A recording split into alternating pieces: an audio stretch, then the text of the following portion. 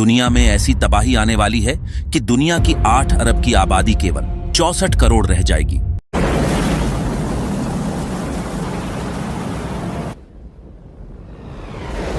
और दुनिया के बहुत से देशों का तो नामो निशान मिट जाएगा। ऐसी ही कुछ बातें आपने भी सुनी होंगी जब भी बात होती है भविष्य मल्लिका के बारे में।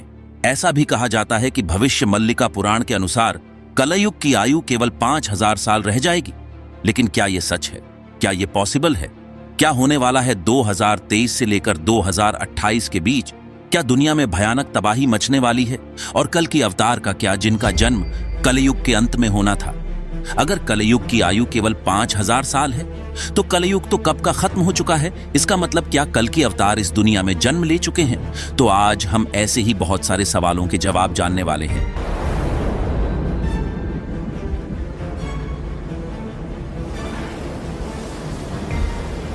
तो सबसे पहले हम जानेंगे कि आखिर क्या है यह भविष्य मल्लिका। दोस्तों, आप लोगों को पहले से ही मालूम होगा, भविष्य मल्लिका वो ग्रंथ है जिसको 600 साल पहले लिखा गया था और इसको लिखा था संत अच्युतानंद महाराज ने, जिनका जन्म उड़ीसा में हुआ था। और इस ग्रंथ का नाम भविष्य मल्लिका इसलिए रखा गया क्योंकि इसमें दुनिया के भविष्य से रिलेटेड बहुत सारे भविष्यवाणी थे।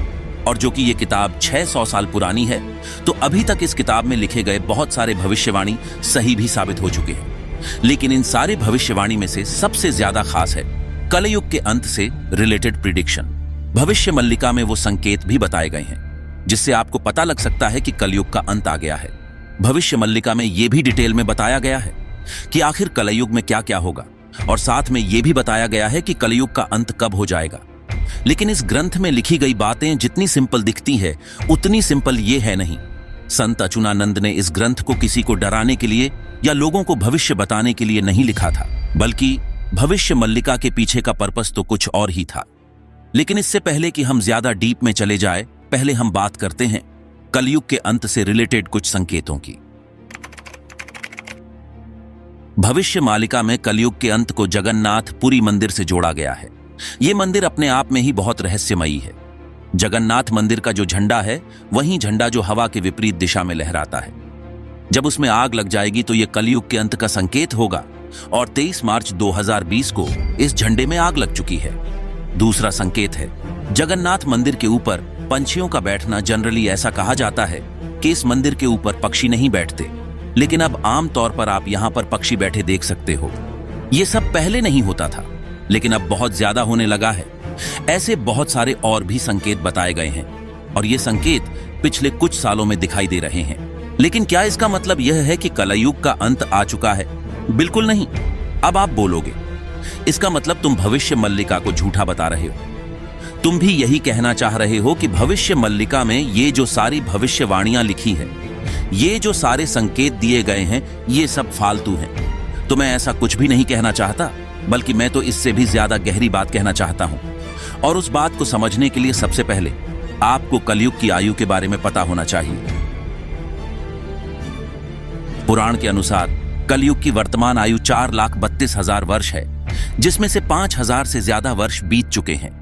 और कल की अवतार के आगमन में अभी भी 4,27,000 वर्ष बचे हुए हैं, क्योंकि पुराण के अनुसार कलयुग के अंत में कल की अवतार का जन्म होगा। और कल की अवतार का उल्लेख प्राचीन हिंदू महाकाव्य महाभारत में भी मिलता है। ये कलयुग में पापियों को खत्म करेंगे और कलयुग का अंत करेंगे। लेकिन इसमें अभी 4,27,000 वर्ष बचे हुए हैं। ये तो थी पुराणों की बात, लेकिन भविष्य मल्लिका तो कुछ और ही बात कहती है। भविष्य मल्लिका में तो यह बताया गया है कि कलयुग की आयु केवल 5000 साल रह जाएगी। और अगर हम भविष्य मल्लिका की बात माने तो कलयुग का अंत तो हो चुका है, और इसका मतलब इस धरती पर कल की अवतार ने भी जन्म ले लिया है। और अगर वाकई में इस दुनिया में से कलयुग का अंत हो चुका है, तो इसका मतलब हम जिस युग में जी रहे हैं वो सतयुग है। लेकिन जरा अपने आसपास देखो और मुझे खुद बताओ कि क्या तुम्हें कहीं से भी लगता है कि ये वाला युग सतयुग है, जहां पर इतना ज्यादा पाप बढ़ चुका है। लोग वही सारे काम कर रहे हैं जो कलयुग में किए जाते हैं। चारों तरफ बुराई फैली हुई है, प्रदूषण फैल रहा है, प्रकृति का विनाश हो रहा है, अच्छे लोगों पर अत्याचार हो रहा है, और ना ही कल की अवतार के जन्म के बारे में किसी को कोई भी जानकारी है। क्या इसका मतलब कलयुग अभी भी चल रहा है? लेकिन क्या इसका मतलब यह है कि भविष्य मल्लिका हमारे पुराण में बताई गई कलयुग की 4,32,000 साल की आयु को झुठला रही है, तो ऐसा बिल्कुल भी नहीं है। भविष्य मल्लिका के अंदर हमारे लिए एक हिडन संकेत है। तो चलिए समझते हैं कि आखिर वो छुपा हुआ संदेश क्या है। देखो, भविष्य मल्लिका की भविष्यवाणियों को गलत तरीके से ट्रांसलेट करके सबके सामने पेश किया जाता है। ऐसी बहुत सारी बातें जो भविष्य मल्लिका में नहीं कही गई थी, उन्हें भी इस ग्रंथ के साथ जोड़कर इंटरनेट पर डाल दिया जाता है।